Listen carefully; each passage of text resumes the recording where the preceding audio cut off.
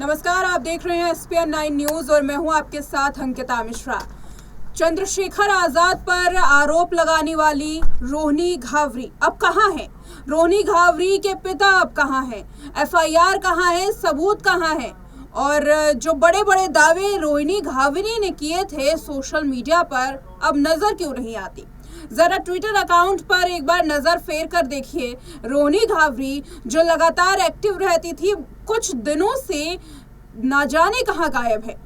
उनके पिता गायब हैं और अब एफआईआर की बात जो हम आगे इस रिपोर्ट में करने वाले हैं, इससे आप समझेंगे कि आखिर ये केस किस दिशा में आगे जाने वाला है। रोहिणी घावरी ने सोशल मीडिया पर आकर के चंद्रशेखर आजाद पर पहले तो आरोप लगाए। आरोप लगाने के बाद महिला आयोग से लेकर के दिल्ली के कमिश्नर तक एक संदेश पहुंचाया, एक शिकायत पहुंचाई और कहा कि इस शिकायत पर जल्द से जल्द कार्रवाई हो। ये महिला जो स्विट्जरलैंड में बैठ करके भारत से इंसाफ मांगने वाली है, पीएचडी करके इंसाफ मांग रही है, रोहिणी घावरी कहती हैं कि मुझे इंसाफ चाहिए। आखिर क्यों शिकायत पर कार्रवाई नहीं की जा रही है? महिला आयोग नहीं सुन रही, महिला नेत्रियां नहीं सुन रही हैं और दिल्ली के पुलिस वाले भी नहीं सुन रहे हैं। ये आरोप रोहिणी घावरी बार बार लगा रही थी। लेकिन आज जो हम आपको बात बताने वाले हैं, शायद इसके बाद आप ये समझने की कोशिश करेंगे कि ये जो केस है, इसमें जो कार्रवाई की बात रोहिणी घावरी बार बार कर रही थी, आखिर इसमें गलती किसकी है। लगातार जो रोहिणी घावरी के पिता सामने आए थे, अचानक ही इस पूरे मामले में पहले तो परिवार पूरा दूर रहता है और अचानक पिता सामने आते हैं। ये जानकारी मिलती है कि पिता तो कांग्रेस से जुड़ाव है इनका, और उसके बाद एक इंटरव्यू में आकर के बताते हैं कि भाई गलती तो हमारी ही थी, क्योंकि गलत वेबसाइट पर जो शिकायत पहुंच गई थी और अब कुछ दिनों बाद एफआईआर हो जाएगी। मेरे साथ वरिष्ठ सहयोगी अमन जी मौजूद हैं। बहुत स्वागत है सर। जैसा कि रोहिणी घावरी की पूरी कहानी मैंने अभी आपको बता दी कि कैसे कैसे पहले तो स्विट्जरलैंड से सोशल मीडिया पर आवाज उठाती हैं, फिर केस दर्ज करने की बात करती हैं, महिला आयोग तक शिकायत पहुंचा देती है, लेकिन सुनते नहीं हैं। अब ये बार बार ये आरोप लगा रही हैं कि मेरी शिकायत नहीं सुनी जा रही है, चंद्रशेखर आजाद की वजह से ये हो रहा है, वो हो रहा है, तमाम ये आरोप। फिर पिता सामने आते हैं और पिता ने अब हाल में ही एक इंटरव्यू में कहा था कि गलत वेबसाइट पर शिकायत पहुंची थी और अब मैंने तो खुद दिल्ली के कमिश्नर से मुलाकात की है, शिकायत भी उनके सामने बताई, रजिस्टर्ड भी सही वेबसाइट पर अब हो चुकी है और कुछ दिनों बाद एफआईआर भी हो जाएगी। इसे कैसे देख रहे हैं, क्योंकि कुछ दिन जो उन्होंने जिक्र किया था उसको भी तकरीबन 4 दिन हो चुके हैं। देखिए अंकिता, जाहिर बात है रोहिणी घावरी को लेकर तमाम सारी खबरें और चर्चाएं इस समय चलती हुई नजर आती हैं, क्योंकि जिस तरह के उन्होंने संगीन और गंभीर आरोप चंद्रशेखर आजाद के ऊपर लगा दिए, जो आजाद समाज पार्टी के अध्यक्ष भी हैं, सांसद भी हैं, उसके बाद हर कोई ये कहता हुआ नजर आया कि भाई रोहिणी घावरी के साथ में जो कुछ हुआ बड़ा गलत हुआ। एक लड़की के साथ में इस तरह से उसकी इज्जत के साथ में खिलवाड़ नहीं करना चाहिए, उसके आत्मसम्मान को ठेस नहीं पहुंचाना चाहिए और तमाम तरह की बातें रोहिणी घावरी के पक्ष में लोग करते हुए दिखाई पड़े। लेकिन रोजाना जिस तरह की पोस्ट रोहिणी घावरी करती चली गई, उसके बाद लोग ये कहने लगे कि भाई अगर वाकई में आपके साथ में कोई बड़ा अन्याय हुआ है, आपका शोषण हुआ है या किसी भी तरह से आपको तकलीफ पहुंची है, तो आपको भारत में आकर बाकायदा अपनी जो एफआईआर है वो रजिस्टर करानी चाहिए, अपना पक्ष रखना चाहिए। लेकिन रोहिणी घावरी जो है वो स्विट्जरलैंड में बैठकर तमाम तरह की बातें कर रही हैं, तमाम तरह के बयान दे रही हैं सोशल मीडिया के जरिए और भारत नहीं लौट रही हैं। इससे पहले उन्होंने कहा था कि भाई अब बहुत हो गया, मैं भारत आऊंगी, 21 तारीख को मैं भारत पहुंच रही हूं और अगर या तो मेरी एफआईआर दर्ज नहीं हुई तो मैं संसद के बाहर बैठकर एक तरीके का जो अनशन है, एक तरीके से मैं अपनी समस्या को रखती हुई नजर आऊंगी, विरोध प्रदर्शन करती हुई नजर आऊंगी, ये रोहिणी घावरी ने कहा था। लेकिन जरा देखिए अब उनके पिता क्या कह रहे हैं कि गलती से गलत वेबसाइट पे कोई उनकी जो शिकायत थी वो जो है दर्ज की हो गई, तो आप समझिए गलती यहाँ पर खुद रोहिणी या उनके परिवार की नजर आती है। ऐसे में जिस तरह की बातें उन्होंने कही उसको लेकर भी अब संदेह उत्पन्न हो जाता है कि क्या वाकई में जो बात वो अब तक कर रही थी, जो तर्क अब तक वो पेश कर रही थी, क्या उनमें कोई गहराई भी है, कोई सच्चाई भी है या ऊपर ऊपर से वो एक माहौल बना रही। क्योंकि अंकिता ये भी कहा जा रहा है कि ये राजनीतिक तौर पर कहीं ना कहीं खुद को मजबूत करना चाहते हैं, क्योंकि उनके पिता को लेकर भी ये लगातार खबर सामने आ रही है कि उनके पिता भी कांग्रेस पार्टी से जुड़े रहे हैं। अब ऐसे में बड़ा सवाल बन के आ रहा है कि क्या जिस तरह दिल्ली कमिश्नर से मुलाकात हुई है रोहिणी घावरी के पिता की, तो क्या उसके बाद अब कोई स्टेप उठता हुआ दिखाई पड़ेगा, ये बड़ा सवाल बन रहा है। इसी के साथ उन्होंने ये भी कहा था कि अगर कोई कार्रवाई नहीं होती है तकरीबन 2-3 दिन में, अगर एफआईआर रजिस्टर्ड नहीं होती है, तो मैं अपनी बेटी को बुलाऊंगा और उसके बाद यहाँ जो भी होगा हम प्रोटेस्ट करेंगे, हमारे समाज वाले प्रोटेस्ट करेंगे किसी उचित स्थान पर जाकर के, ये उन्होंने बयान दिया है। लेकिन यहाँ समझने वाली बात है कि इस बयान को भी तकरीबन 4 दिन हो चुके हैं और रोहिणी घावरी अभी भी स्विट्जरलैंड में है। तो ये जो पिता की ओर से ये बयान दिया गया कि हम अपनी बेटी को बुलाएंगे, अब कब वो समय आएगा? 4 दिन तो पहले ही हो गए। बिल्कुल अंकिता, और उससे पहले अगर हम देखें तो कई महीनों से लगातार रोहिणी घावरी सिर्फ ट्विटर के जरिए, सोशल मीडिया के जरिए अपनी बातों को रखते हुए दिखाई पड़ रहे हैं। क्योंकि देखिए सोशल मीडिया एक अपनी बात को रखने का जरिया तो है, अपनी बात को आप शेयर कर सकते हैं, लेकिन न्याय की उम्मीद अगर आप सोशल मीडिया से करेंगे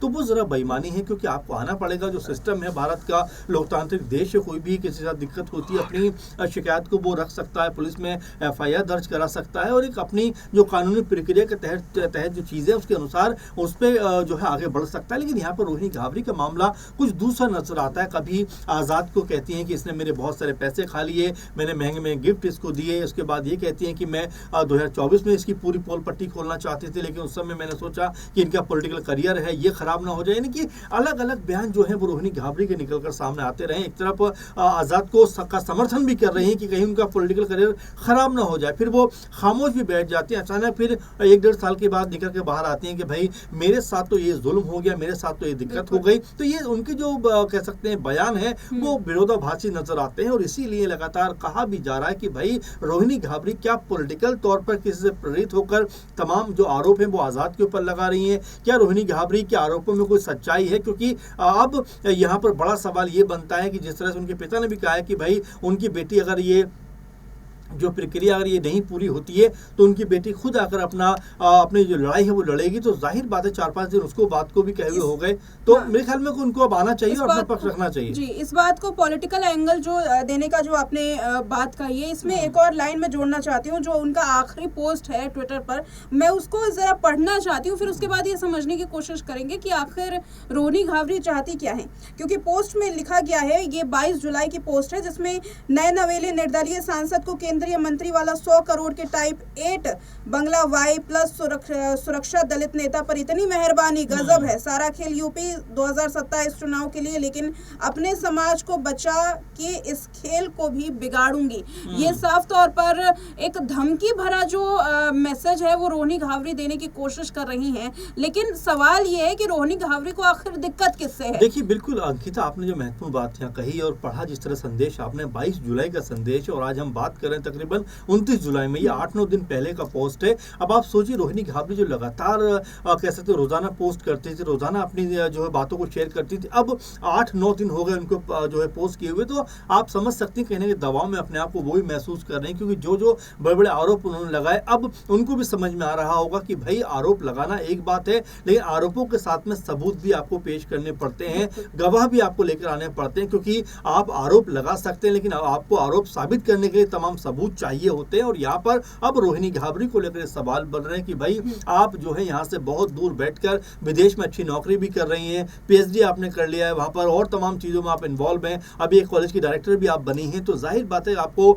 ऊंचाइयां मिल रही हैं। लेकिन उसी प्रकार से अगर आपके साथ कोई ज्यादती हुई है तो फिर आपको अपनी लड़ाई लड़ने के लिए भारत आना चाहिए, अपना पक्ष जो है कोर्ट के सामने रखना चाहिए। लेकिन इसमें ये समझने की कोशिश मैं करना चाहूंगी, क्योंकि जो रोहिणी घावरी ने अपनी बात की है कि मैं बचाऊंगी, समाज को बचाने के लिए खड़ी रहूंगी, दिक्कत किस लिए है? क्या दिक्कत इस वजह से है कि वाई प्लस सुरक्षा मिल रही है, एक सांसद है भाई, सांसद को जो फैसिलिटी मिलनी चाहिए वो तो किस चीज के लिए दिक्कत इसमें है? 2 चीज है। एक तो ये है कि वो ये देख रही हैं कि भाई आजाद का जो कनेक्शन है बीजेपी के साथ में बड़ा मजबूत है, क्योंकि जिस आधार पर पहली बार वो सांसद बने हैं उनको इतना वीआईपी बंगला नहीं मिलना चाहिए, एक बात तो ये है। और दूसरी बात वो ये कहती हैं कि भाई मैं एक्सपोज करूंगी, मैं उनको रोकूंगी, उनका खेल बिगाड़ूंगी 2027 में। और रोहिणी घावरी क्या 27 के चुनाव में अपनी किस्मत आजमाना चाहती हैं? क्या वो ये संदेश दे रही हैं? क्या वो कोई बड़ा पॉलिटिकल स्टैंड आने वाले दिनों में लेना चाह रही हैं? तो ये तमाम ऐसी बातें जिसको लेकर अब राजनीतिक गलियारों में चर्चाएं चल रही हैं कि आखिर रोहिणी घावरी किसके इशारे पर ये तमाम चीजें करती हुई दिखाई पड़ रही हैं, क्योंकि